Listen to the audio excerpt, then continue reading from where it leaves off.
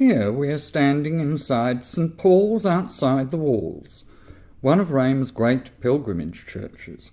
It was founded in the 4th century by the Emperor Constantine to honour St. Paul, the companion of St. Peter, separately martyred in Rome about 65 AD in a persecution ordered by the Emperor Nero.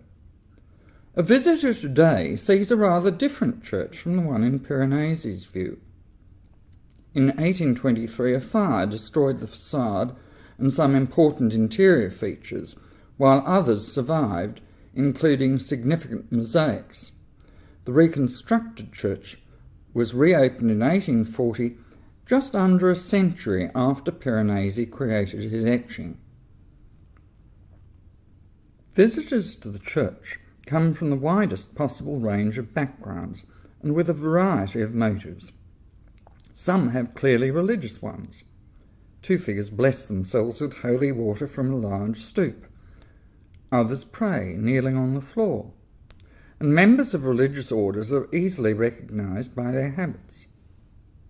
Important though it is as a pilgrimage church, it is also a space in which people feel at ease socialising, or are otherwise at ease like the man seated near the roughly dressed group on the left with children.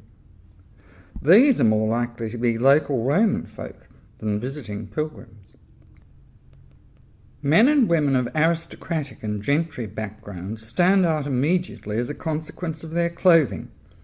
The women with elaborate hooped skirts, the men wigged with dress swords and canes. In the centre foreground, 3 such people seem to have paused to admire the architecture and fittings, and others further on the right are clearly pointing to particular features of the building. The group closest to us appears to act out their own little scene of callous indifference.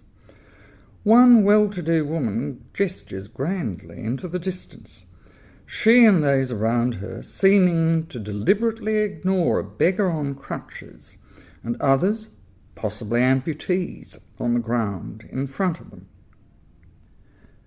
From an architectural point of view, Piranesi has used a perspective that highlights the timbered ceiling and the layout of this church, with its wide central nave and narrower aisles. These are characteristic features of basilicas, churches whose layout is modelled on that of classical Roman public buildings. English music scholar Charles Burney, who visited Rome in 1770, wrote in his diary of how impressed he was by the interior of St. Paul's.